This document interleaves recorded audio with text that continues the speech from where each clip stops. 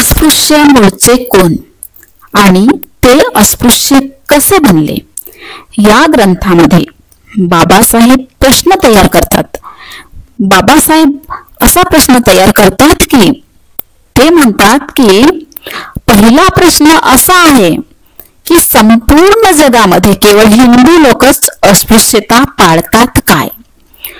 आणि दुसरा प्रश्न असा आहे, जर अहिंदू लोकही अस्पृश्यता पाळत असतील तर अहिंदूतील अस्पृश्यता व हिंदूतील अस्पृश्यता यामध्ये जर तुलनात्मक अभ्यास केला तर त्यातून कोणती गोष्ट निर्माण होऊ शकते. आणि दुर्दैवाची गोष्ट अशी की आजपर्यंत अशा प्रकारच्या तुलनात्मक अध्ययनाचा प्रयत्न करण्यात आला नाही. याचा परिणाम असा झाला की हिंदूतील अस्पृश्यतेच्या अस्तित्वाबद्दल बऱ्याच लोकांना जाणीव असली तरी तिची खास वैशिष्ट्य त्यांना माहीत नाही. बाबासाहेब या ठिकाणी म्हणतात की प्राचीन व आदिम समाजामध्ये या बाबतीत कशी स्थिती होती हे तपासून पाहण्यासाठी सुरुवात केल्यास अधिक चांगले होईल. त्याची अस्पृश्यतेला मान्यता होती काय, या बाबतीत अस्पृश्यता म्हणजे काय याची नीट कल्पना आपणास सुरुवातीस असणे आवश्यक आहे. या मुद्द्यावर मतभेद असू शकत नाहीत. विटाळ भ्रष्टता आणि अशा प्रकारच्या विटाळातून मुक्त होण्याची भावना हीच अस्पृश्यतेमध्ये अंतर्भूत आहे हे सर्वजण मान्य करतील. आणि याच अर्थाने आदिम समाज अस्पृश्यतेला मान्यता देत होता की नाही हे पाहण्यासाठी आदिम लोकांचे सामाजिक जीवन तपासून पाहिले तर त्यांचा अशा प्रकारच्या विटाळाच्या कल्पनेवर विश्वास होता एवढेच नव्हे तर या विश्वासापोटी त्यांनी धार्मिक कर्मकांडही निर्माण केली होती. याबद्दल शंका उरत नाहीत. काही गोष्टींमुळे विटाळ होतो असे इथे सांगितले आहे, जसे की काही विशिष्ट घटना घडल्यामुळे, काही विशिष्ट वस्तूंचा स्पर्श झाल्यामुळे आणि काही विशिष्ट व्यक्तीला स्पर्श झाल्यामुळे, एका माणसापासून दुसऱ्या माणसास स्पर्श झाल्यामुळे अपवित्रता संचार करते अशी ही प्राचीन मनुष्याची श्रद्धा होती. अपवित्रतेचे असे संक्रमण होण्यासाठी खाणे पिणे इत्यादी स्वाभाविक प्रसंग विशेषतः अधिक धोकादायक आहेत असे त्याला वाटत होते. ज्या प्रसंगी हुकमी अपवित्रता निर्माण होऊ शकेल अशा घटनांमध्ये आरंभिक मनुष्याच्या मते काही प्रसंगांचा समावेश आहे. ते की जन्म, संस्कार, स्त्रियांचा रजस्वला होण्याचा काळ, लग्न आणि स्त्री पुरुषांचा संबंध, मृत्यू, गर्भवती स्त्रिया अपवित्र असून त्या अपवित्रता पसरविण्याचा कारणीभूत ठरतात असे मानले जात होते. आईची अपवित्रता बालकांपर्यंत विस्तारित करण्यात आली होती. स्त्री किंवा पुरुषाच्या सामाजिक व वैवाहिक जीवनात सुरुवात झाल्याची लक्षणे म्हणजेच पुरुषांचा संस्कार विधी व स्त्रियांची रजस्वला होण्याची स्थिती होय. त्यांना एकांतवासात राहावे लागत असे, अंगाला उठणे आदी लावावे लागत असे आणि सुतेप्रमाणे अंग विच्छेदनही करून घ्यावे लागत असे. अमेरिकेतील टोळ्यांमधील लोकांमध्ये अशा संस्काराचे वेळी केवळ विशेष प्रकारचे भोजन घ्यावे लागत होते, तर ठराविक वेळेच्या अंतराने वांतिकारक औषधही घ्यावे लागत असे. विवाहाच्या वेळी जी विधी करण्यात येत असत त्यावरून लग्न ही एक अपवित्र बाब आहे असा आदिम मनुष्याचा समज होता. बाबासाहेब म्हणतात की या ठिकाणी असे दिसते की ऑस्ट्रेलियन पद्धतीप्रमाणे कधी कधी वधूला आपल्या टोळीतील पुरुषांशी शरीर संबंध करावा लागेल आणि अमेरिकेतील रिवाजाप्रमाणे टोळीतील वैद्याशी किंवा पूर्व आफ्रिकेतील प्रघाताप्रमाणे वराच्या मित्रमंडळीशी तिला संभोग व्यवहार करावा लागेल. काही टोळ्यांमध्ये वराने वधूला तलवारीने हळूच ओरबडण्याची प्रथा होती. हुंडा यासारख्या काही लोकांमध्ये वराशी लग्न होण्यापूर्वी प्रथम वधूचे लग्न एका झाडाशी करण्याची रूढी होती. विवाहातील हे सर्व रीतिरिवाज लग्नातील अपवित्रता घालून तिच्यापासून व्यक्तीचे संरक्षण करण्यासाठीच पाळण्यात येत होते. आदिम मनुष्यासाठी विटाळाचा सर्वात वाईट प्रकार म्हणजे मृत्यूहा होता. केवळ प्रेतच नव्हे तर मृत मनुष्याच्या शवाबरोबर त्याची वस्त्रे, शस्त्रे इत्यादी वस्तू पुरण्याच्या सार्वत्रिक प्रघातावरून हेच सूचित होते. बाबासाहेब या ठिकाणी सांगतात की ह्याच कारणावरून हे सूचित होते की त्याच्या वस्तूंचा इतरांनी वापर करणे हे धोकादायक व दुर्भाग्याचे लक्षण मानले जात होते. वस्तूच्या स्पर्शामुळे होणाऱ्या विटाळाकडे पाहिले तर असे दिसून येते की प्राचीन माणसे काही वस्तूंना पवित्र मानत होते. बाबासाहेब म्हणतात की प्राचीन माणसे ह्या वस्तूंना पवित्र मानत होते आणि काही विशिष्ट वस्तूंना अपवित्र मानत होते. एखाद्या मनुष्याने पवित्र वस्तूला स्पर्श करणे म्हणजे ती वस्तू बाटवून अपवित्र करणे होय असे ते समजत होते. अपवित्र वस्तू वेगवेगळ्या ठेवण्याचे प्राचीन समाजातील अत्यंत ठळक उदाहरण म्हणजे टोड लोकांमध्ये आढळून येते. त्यांच्या सर्व धार्मिक विधींचा आणि सामाजिक संघटनेचा मुख्य आधार त्यांच्या गुरांचे, डेअरीचे, दुधाच्या भांड्यांचे, दुधाचे व दुग्ध व्यवसायाशी संबंधित असलेल्या लोकांचे विधियुक्त पावित्र्य हाच होता. दुधाची अपवित्र भांडी एका वेगळ्या खोलीमध्ये ठेवलेल्या वेगळ्या भांड्याद्वारेच त्यांना दुधाचे वाटप करण्यात येत होते. दुग्धलयामध्ये सांभाळणारा मनुष्य बहुधा पुरोहितच होता आणि एका सुदीर्घ संस्कारानंतरच त्याच्याकडे हे काम सोपविण्यात येत होते. हा संस्कार म्हणजे शुद्धीकरणाचाच एक प्रकार होता व यामुळे तो सर्वसामान्य मनुष्यापासून वेगळा होऊन पवित्र कर्तव्य सांभाळण्यास पात्र ठरत असे.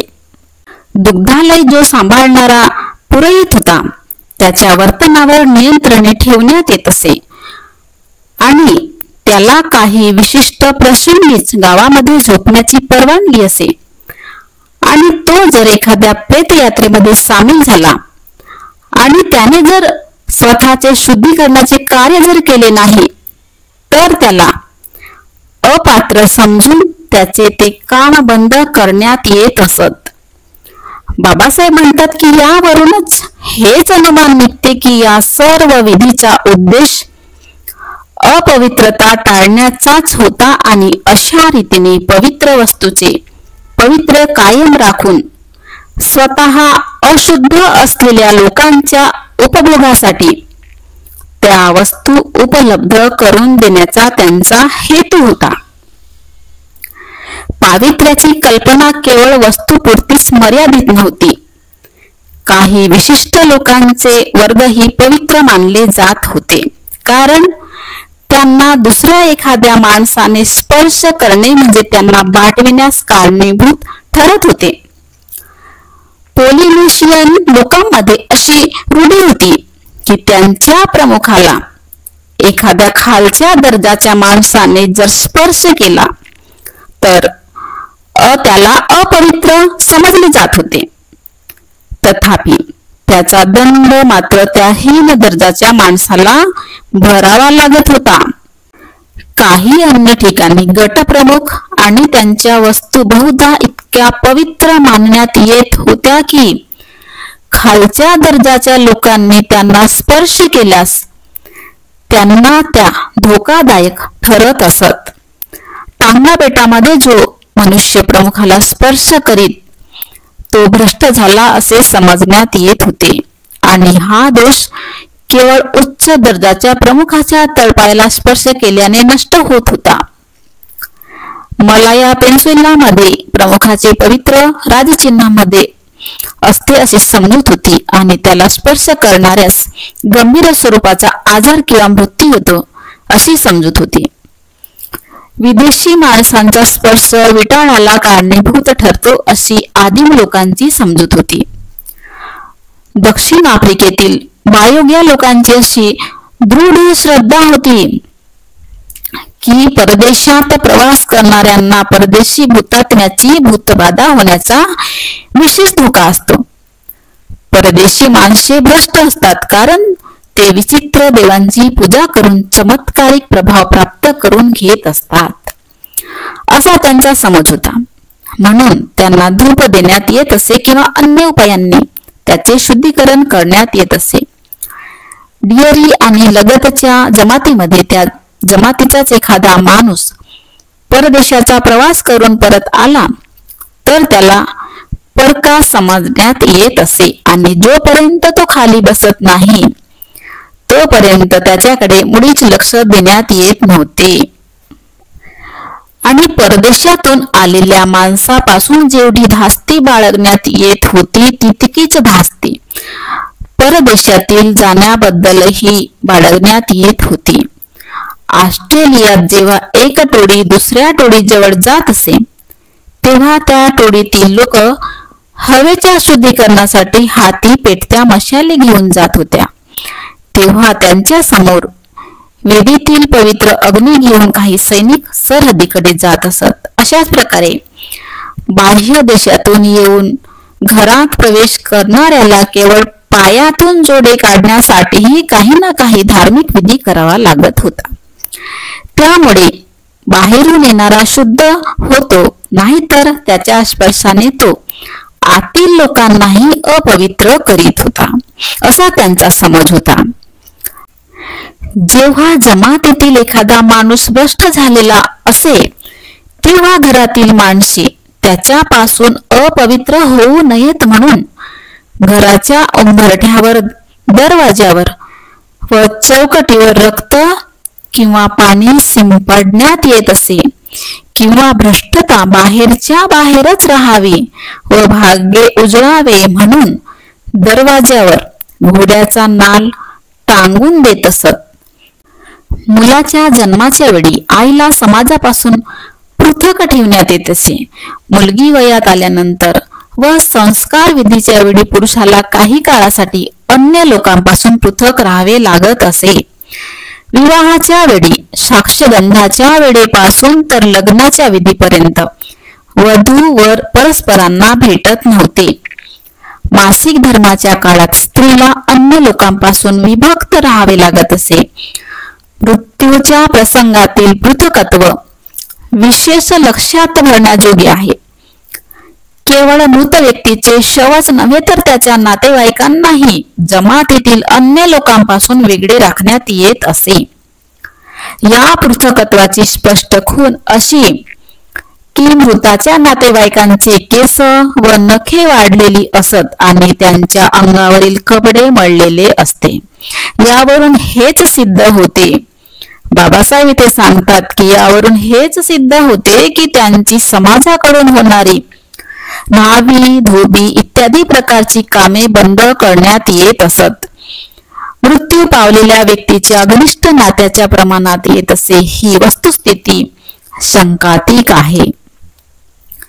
जर एखाद्या पवित्र व्यक्तीला एखादा अशुद्ध व्यक्तीने स्पर्श करून वाटविले किंवा खांद्यावर जातीजन्य विटाळ असेल किंवा परजातीशी व्यवहार केल्यामुळे एखाद्यावर विटाळ आला असेल तरी सुद्धा ते बहिष्काराचा प्रश्न निर्माण होत असे आणि यामुळे अशुद्ध व्यक्तींना पवित्र व्यक्तीपासून व एका जमातीच्या लोकांना दुसऱ्या जमातीपासून पृथक करणं पाळावाच लागत असे. यावरून हे स्पष्ट होते की आदिम समाजामध्ये अपवित्रतेला कारणीभूत होणाऱ्या व्यक्तीला विभक्त ठेवण्यात येत असे.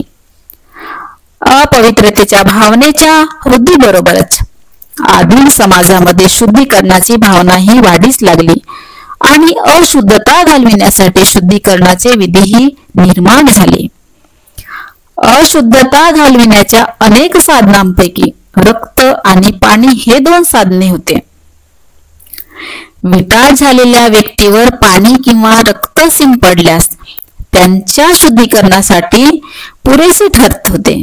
शुद्धीकरणाच्या विधीमध्ये कपडे बदलविणे, केस, नखे इत्यादी कापणे, घाम गाळणे, आगीत तापविणे, धूर देणे, सुगंधी द्रव्ये जाळणे आणि एखाद्या झाडाच्या डहाळीने वारा घालणे इत्यादींचा समावेश होत होता.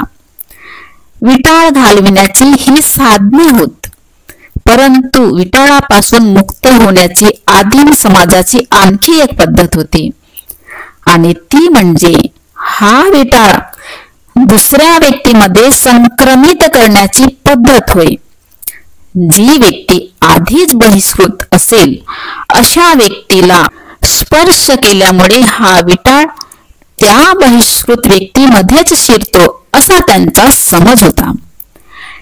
न्यूझीलंडमध्ये असा प्रघात होता की एखाद्याने जर दुसऱ्याच्या डोक्याला स्पर्श केला तर डोके हा शिराचा खास असा पवित्र भाग असल्यामुळे त्याला स्पर्श करणाऱ्या माणसाला विटाळ होत होता. अशा वेळी त्याला वेखंडाच्या मोडीवर आपले हात घासून शुद्धीकरण करून घ्यावे लागत असे. ही मुळी स्त्रियांपैकी जी कुटुंब प्रमुख असेल तिने खाण्याची पद्धत होती. टोळांमध्ये जर एखाद्याने विटाळलेले अन्न खाल्ले तर त्याचा दुष्परिणाम वाचविण्यासाठी टोळी नायकाला पाय आपल्या पोटावर ठेवावा लागत असे आणि अपवित्रतेच्या संक्रमणाची कल्पना बकरा बळी देण्याच्या पद्धतीमध्येही दिसून येते. बाबासाहेब म्हणतात की फिजी बेटामध्ये विटाळलेली व्यक्ती आपले हात टोळी नायकाच्या दृष्टीने पवित्र असलेल्या डुकराला पुसत असे, तर युगांडामध्ये एखाद्या राजासाठी शोक समारंभ असला म्हणजे त्या समारंभाच्या शेवटी एका गायीसोबत एक बळीचा बकरा, एक कुत्रा, एक कोंबडा आणि राजाच्या घरातील थोडी माती व विस्तव शिवेवर नेऊन ठेवत असत आणि तेथे त्या प्राण्यांना मुरगडून टाकून मरण्यासाठी सोडून देत असत. राजा आणि राणीची सर्व अपवित्रता घालविण्यासाठी ही उपाययोजना करण्यात येत होती. आदिम समाजात विटाळाच्या भावनेसंबंधी प्रचलित असलेल्या अशा बाबी होत्या. आता बाबासाहेब म्हणतात की आता आपण आदिम समाजानंतर आपण पुरातन समाजाकडे पाहिले तर असे दिसून येते की पुरातन समाजातील विटाळाच्या कल्पना आदिम समाजाच्या फारशा भिन्न नव्हत्या. केवळ विटाळाच्या कारणामधील भिन्नता वगळली तर विटाळाच्या कल्पनेचा व शुद्धीकरणाच्या कल्पनेचा ढाचा आदिम समाजामध्ये व पुरातन समाजामध्ये सारखाच होता. इजिप्तमध्ये भ्रष्टतेसंबंधी जी पद्धती अस्तित्वात होती तिची तुलना आदिम समाजातील पद्धतीशी करून पाहिली तर त्यामध्ये फारसा फरक दिसत नाही. इजिप्तमध्ये विस्तृत प्रमाणात ही पद्धत सुरू होती, एवढाच एक फरक आहे.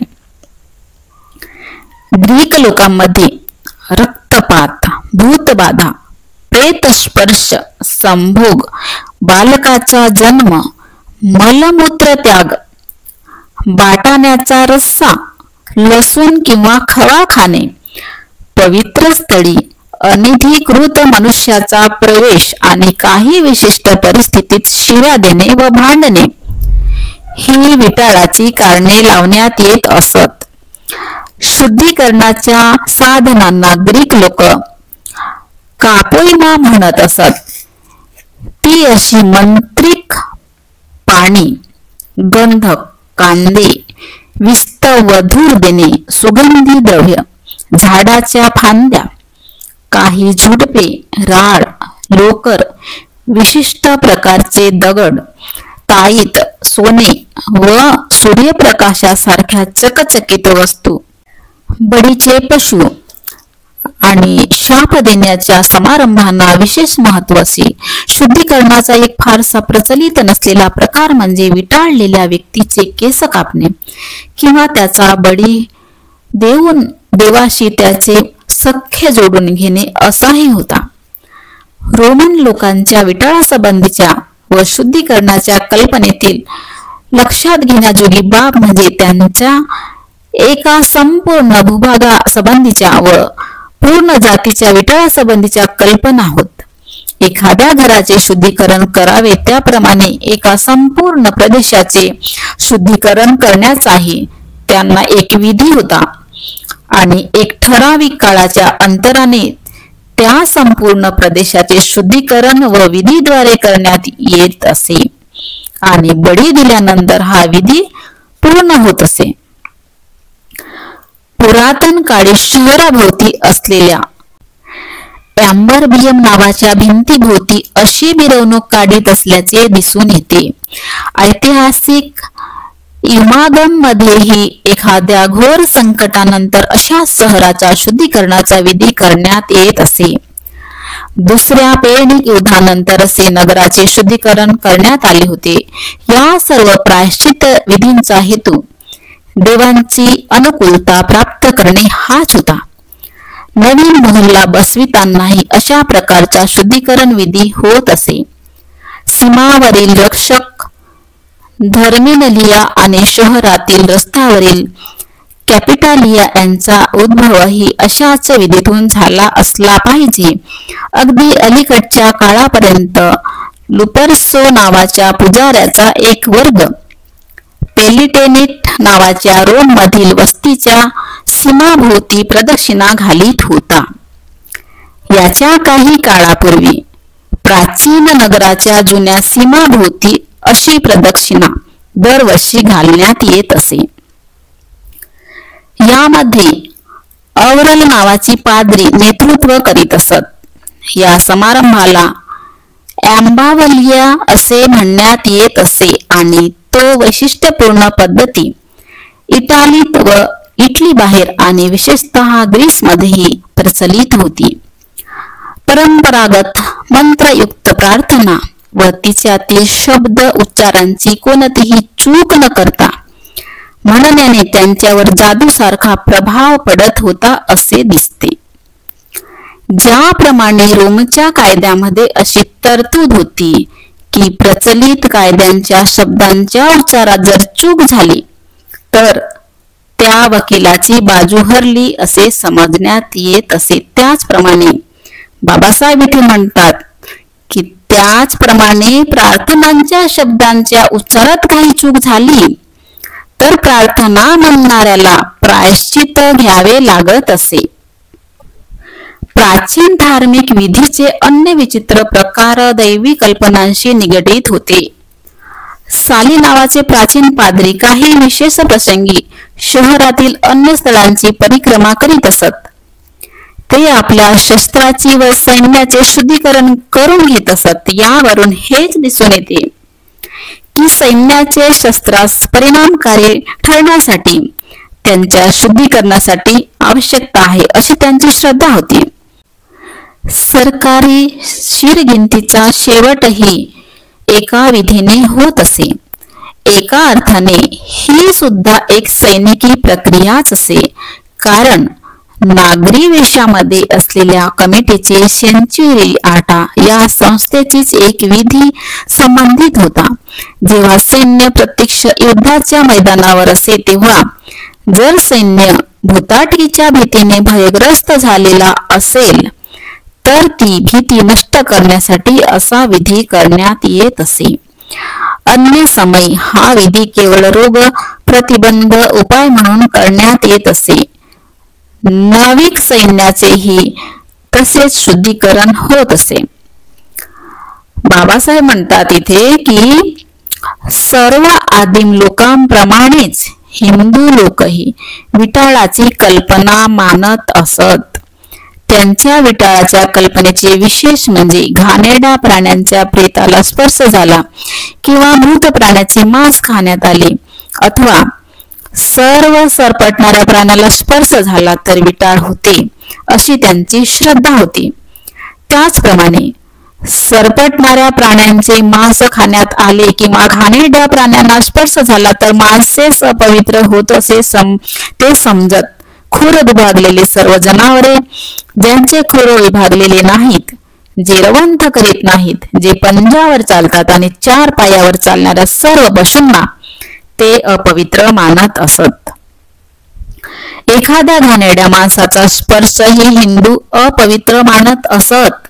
हिंदू लोकांच्या अपवित्रतेच्या कल्पनेसंबंधी आणखी 2 वैशिष्ट्ये सांगण्यासारखी आहेत. बाबासाहेब या ठिकाणी सांगत आहेत की ते 2 वैशिष्ट्ये म्हणजे की मूर्ती पूजेमुळेही मनुष्य अपवित्र होते व लोकांच्या लैंगिक अपवित्रतेमुळेही मनुष्य अपवित्र होतो व लोकांच्या लैंगिक अपवित्रतेमुळे संपूर्ण प्रदेश अपवित्र होऊन जातो असा त्यांचा समज होता. बाबासाहेब म्हणतात की या सर्व निरीक्षणावरून आपण सहज निष्कर्ष काढू शकतो की आदिम समाजामध्ये किंवा पुरातन समाजामध्ये विठ्ठलाची कल्पना मान्य करणारे बहुतांश लोक होते. अपवित्रतेच्या बाबतीमध्ये आदिम लोक किंवा पुरातन लोक यांच्यापेक्षा हिंदूमध्ये भिन्न अशी कोणतीही बाब नाही आणि त्यांना अपवित्रतेची कल्पना मान्य होती याचे विपुल पुरावे मनुस्मृतीमध्ये आहेत. शारीरिक अपवित्रता व मानसिक अपवित्रता ही मनुला मान्य आहे. मनुने जन्म, मृत्यू आणि मासिक धर्म यांना अपवित्रतेचे जनक मानलेले आहे. मृत्यू संबंधची अपवित्रता विस्ताराने फारच व्यापक होती. रक्ताच्या नात्याप्रमाणे तिचा विस्तार कमी अधिक होत असे. सूतक येते त्यात केवळ आई वडील नातेवाईकांचा समावेश होत असे नव्हे तर दूरच्या नात्यातील लोकांचाही समावेश होत असे. इतकेच नव्हे तर त्याचा विस्तार गुरु, गुरुपत्र, गुरुपत्नी, शिष्य, सहपाठी, क्षत्रिय, राजा, मित्र, कुटुंबातील लोक आणि शववाहक लोक अशा गैर नातेवाईक लोकांपर्यंतही पोहोचत असे. अपवित्रतेच्या टप्प्यामध्ये येणारी कोणतीही व्यक्ती त्यापासून सुटू शकत नव्हती. काही विशिष्ट व्यक्तींनाच त्यातून सूट मिळत असे. अध्याय 5 श्लोक 93 मध्ये मनु म्हणतो की राजा व अन्य व्रतधारी लोक आणि यज्ञ करणारे लोक सूतकातून मुक्त राहतात, कारण राजा हा इंद्रासनावर बसलेला असतो आणि अन्य दोन्ही प्रकारचे लोक सदैव ब्राह्मणाप्रमाणे पवित्रच असतात. श्लोक 94 मध्ये मनु म्हणतो की राजा महान सिंहासनावर आरूढ झालेला असल्यामुळे व प्रजेचे रक्षण करण्यासाठीच तो सिंहासनावर आरूढ झालेला असल्यामुळे त्याला पवित्र करून घेण्याची तातडीची व्यवस्था करण्यात आली आहे. अध्याय 5 श्लोक 95 मध्ये मनु म्हणतो की जे लोक युद्धामध्ये किंवा बंडामध्ये ठार झाले त्यांच्या नातेवाईकांना हाच नियम लागू आहे. त्याचप्रमाणे वीज पडून मरण पावलेल्यांच्या नातेवाईकांना, राजाने देहदंड दिलेल्या व्यक्तीच्या नातेवाईकांना, गोब्राह्मणांच्या रक्षणासाठी मरण पावलेल्यांच्या नातेवाईकांना हाच नियम लागू असून त्यांना त्वरित शुद्ध करून घ्यावे अशी राजाची इच्छा असेल त्यांनाही हा सद्य शौचांचा नियम लागू आहे. अध्याय 5 श्लोक 96 मध्ये मनु म्हणतो की जगाच्या 8 संरक्षण देवता चंद्र, अग्नी, सूर्य, वायू, इंद्र, कुबेर, वरुण आणि यम यांचा राजा हा अवतार आहे. अध्याय 5 श्लोक 97 मध्ये मनु म्हणतो या सर्व देवतांची अधिष्ठापना राजाच्या ठाई असल्यामुळे अहिक जगातील पवित्रता अपवित्रता त्याला बाधत नाही, कारण मृत्यू लोकातील मानवाची पवित्रता व अपवित्रता यांना देवताच निर्माण व नष्ट करतात. बाबासाहेब म्हणतात की यावरूनच हे स्पष्ट होते की मनुच्या मताप्रमाणे उदात्त कार्यासाठी ज्यांना मृत्यू आला त्यांच्या नातेवाईकांना, राजाला व राजाने तशी कोणाला सवलत दिल्यास त्यांना सूतकाच्या सर्वसामान्य नियमाची बाधा होत नसे. ब्राह्मण सदैव पवित्र असतो हे मनुचे विधान सर्वांपेक्षा श्रेष्ठ असे पद ब्राह्मणांना असल्याचे दर्शविण्यासाठी सर्वसामान्य अर्थाने वापरलेले आहे, हे ध्यानात घ्यावयास हवे. ब्राह्मण अपवित्रतेपासून सदैव मुक्त होता असा त्याचा अर्थ आहे. अशुद्धतेसंबंधी मनुच्या ज्या कल्पना होत्या त्या केवळ काल्पनिक नसून प्रत्यक्ष व्यवहारात चालू होत्या, कारण अशुद्ध व्यक्तीद्वारा देण्यात आलेले भोजन त्याने अग्राह्य ठरविले आहे. याशिवाय मनुने सूतकाचा काळही ठरवून दिलेला आहे, तो विभिन्न आहे. सपिडाच्या मृत्यूबद्दल हा काळ 10 दिवसाचा आहे. लहान बालकासाठी 3 दिवसांचा व सहपाठी मित्रासाठी 1 दिवसाचा अवधी त्याने सांगितलेला आहे. केवळ नेमून दिलेला काळ लोटण्याने अपवित्रता जात नाही, तर या काळाच्या शेवटी प्रसंगानुरूप एक शुद्धीकरणाचा विधीही करावा लागतो. शुद्धीकरणाच्या हेतूसाठी मनु व्यक्तीकडे 3 दृष्टिकोनातून पाहतो. एक, शारीरिक अपवित्रता, दुसरा भावनिक किंवा मानसिक अपवित्रता आणि तिसरा नैतिक अपवित्रता. वाईट विचार केल्यामुळे नैतिक अपवित्रता येते आणि त्या अपवित्रतेचे शुद्धीकरण करण्याचा उपाय म्हणजे त्याला आग्रहपूर्वक उपदेश करणे एवढाच आहे. परंतु मानसिक व शारीरिक पवित्रता घालविण्यासाठी सांगितलेले विधी अन्य देशातील लोकांसारखेच आहेत. या विधीमध्ये पाणी, माती, गोमूत्र, दुर्वा आणि राख यांचा समावेश आहे. निर्जीव अशा वस्तूंचा स्पर्श झाल्यामुळे जी अपवित्रता येत असे ती शारीरिक अपवित्रता घालविण्यासाठी माती, दुर्वा, गोमूत्र आणि राख या वस्तूंचा उपयोग करण्यात येईल. आणि मानसिक अपवित्रता घालविण्यासाठी पंचगव्ये विशेष महत्वाचे मानण्यात येऊ लागले. गायीपासून मिळणाऱ्या 5 वस्तूंच्या म्हणजेच दूध, गोमूत्र, शेण, दही आणि लोणी यांच्या मिश्रणाने हे तयार होते. अपवित्रतेचे संक्रमण करून तिच्यापासून मुक्त होण्याची व्यवस्थाही मनुने करून ठेवली आहे. उदाहरण, गायीला स्पर्श केल्यामुळे किंवा पाण्याने आचमन करून सूर्याकडे पाहिल्यानेही अपवित्रता नष्ट होते असे त्यांचे म्हणणे आहे. व्यक्तिगत अपवित्रतेशिवाय प्रादेशिक व जातीय अपवित्रतेवरही हिंदूचा विश्वास असून ही अपवित्रता दूर करण्याचा उपाय जुन्या रोमवासी लोकांच्या उपायाप्रमाणेच आहे. प्रत्येक खेड्यामध्ये एक वार्षिक जत्रा भरत असे. एक जनावर बहुधा 1 हेला खेड्याच्या वतीने विकत घेण्यात येतो. त्या हेल्याची गावाभोवती मिरवणूक काढण्यात येते आणि नंतर त्याचा बळी देण्यात येतो. त्याचे रक्त गावाभोवती शिंपडण्यात येते आणि शेवटी त्याच्या पायाचे मांस गावकऱ्यामध्ये वाटून देण्यात येते. प्रत्येक हिंदू व प्रत्येक ब्राह्मणाने तो मांस खाणारा नसला तरीही त्याला आपला मांसाचा वाटा घेणे भाग पडत असे. याचा उल्लेख कोणत्याही स्मृतीमध्ये नसला तरीही त्याला रूढीची मान्यता होती आणि हिंदू धर्मात रूढींना एवढी अधिक मान्यता आहे की त्या लिखित नियमापेक्षा नेहमीच वरचढ ठरतात.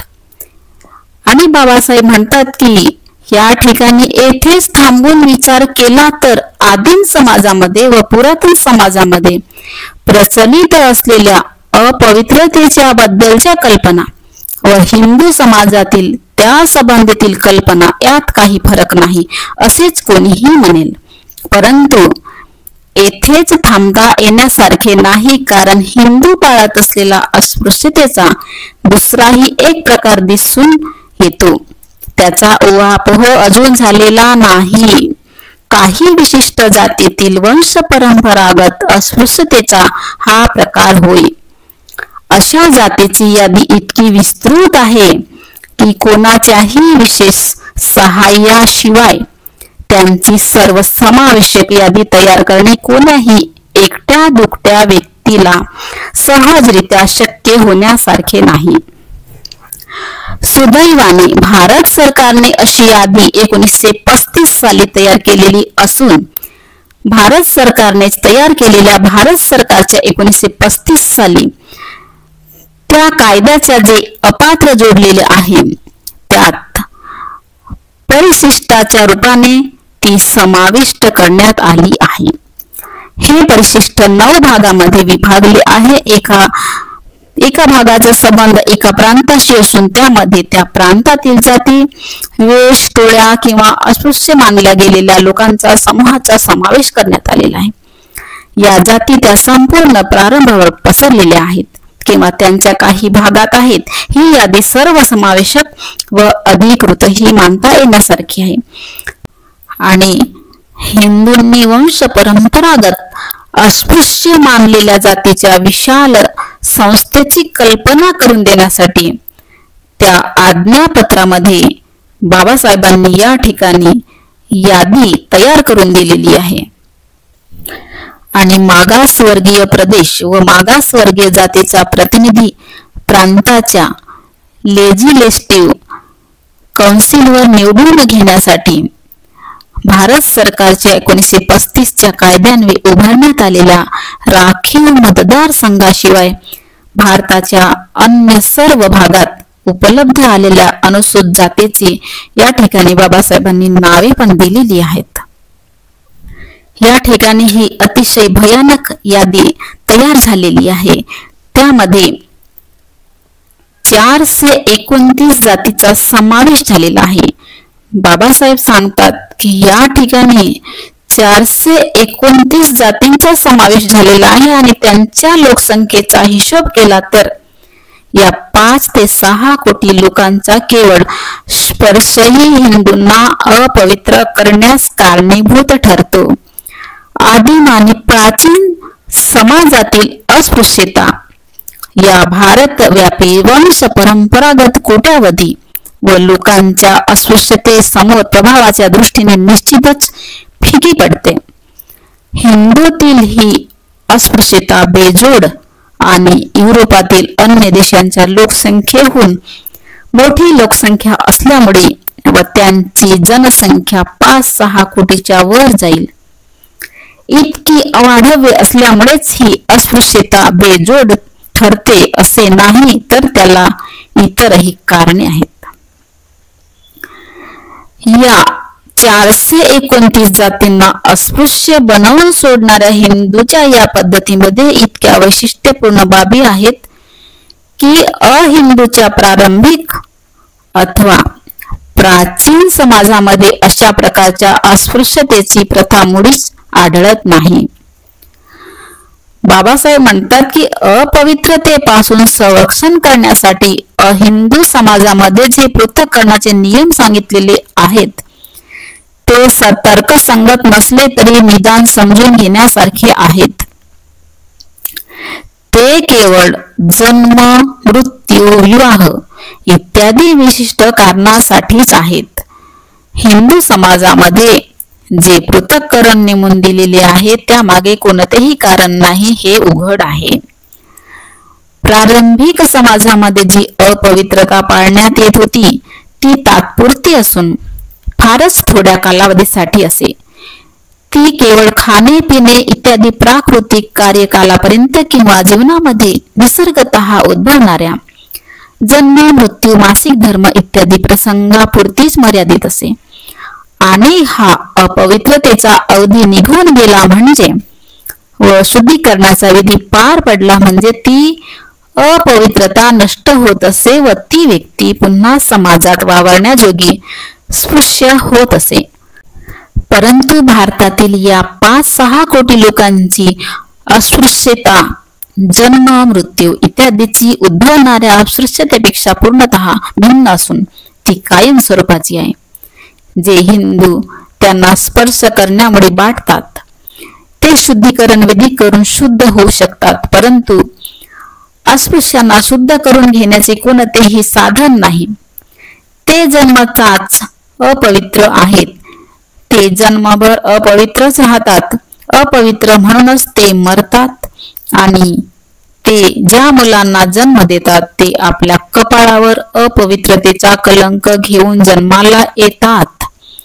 वंश परंपरागत कायम स्वरूपाच्या कलंकाची ही बाब असून कोणत्याही उपायाने ती विशुद्ध होऊ शकत नाही. आणि तिसरी गोष्ट अशी की ज्या अहिंदू समाजात अपवित्रतेची कल्पना प्रचलित होती ते तिचा संसर्ग झालेल्या व्यक्तींना वेगळे ठेवित होते किंवा जास्तीत जास्त त्या व्यक्तीशी घनिष्ठपणे संबंधित असलेल्यांना पृथक ठेवित होते. परंतु हिंदूतील अस्पृश्यतेमध्ये एका वर्गाचा, अशा वर्गाचा की ज्या ठिकाणी 5 ते 6 कोट्यावधी लोकसंख्या आहे. चौथी बाब अशी की अहिंदू समाज केवळ दूषित व्यक्तींनाच पृथक करीत असत, परंतु त्यांना ते वेगवेगळ्या निवासस्थानात कायमचे विभक्त करून टाकीत नसत. हिंदू समाज अस्पृश्यांच्या कायम विभक्तपणाचा आग्रह धरतो. अस्पृश्यांच्या निवासस्थानी हिंदू वास करणार नाही आणि हिंदूच्या घरात प्रवेश करण्यासाठी अस्पृश्यालाही परवानगी देणार नाही. हिंदू लोकांमध्ये प्रचलित असलेल्या अस्पृश्यतेचे हे मूलभूत लक्षण आहे. केवळ सामाजिक बहिष्काराची ही बाब नव्हे किंवा काही काळासाठी तात्पुरता सामाजिक व्यवहार बंद करणे नव्हे, ही प्रादेशिक विभक्तपणाची बाब अस्पृश्य यांना एका काटेदार परकोट असलेल्या पिंजऱ्यामध्ये बंद करण्यासारखी आहे. बाबासाहेब या ठिकाणी सांगतात की प्रत्येक हिंदू खेड्यामध्ये असा यातनाघर आहे. हिंदू गावात राहतात आणि अस्पृश्य या यातनाघरात राहतात. हिंदूची अस्पृश्यता पद्धती ही अशी आहे, अहिंदू समाजामध्ये आढळणाऱ्या प्रकारापेक्षा ती निखालसपणे वेगळी नाही असे कोणीतरी म्हणू शकेल काय? हिंदूतील अस्पृश्यता ही एकमेव द्वितीय अशी बाब आहे. हे निर्विवाद आहे. अहिंदू समाजात व्यक्तींना अशुद्ध मानण्यात येत असले तरी त्यांना व्यक्तिशः तसे मानण्यात येते. एखादा संपूर्ण वर्ग अशुद्ध असल्याची वागणूक कधीही देण्यात आली नाही. शिवाय त्यांचे अशुद्धत्व तात्कालिक असे आणि काहीही शुद्धीकरणाचा विधी करून ती अशुद्धता घालविता येण्यासारखीही होती. एकदा अशुद्ध तो नेहमीसाठी अशुद्ध या नियमाप्रमाणे कायम अशुद्ध मानल्याचे कधी एकही उदाहरण घडले नाही.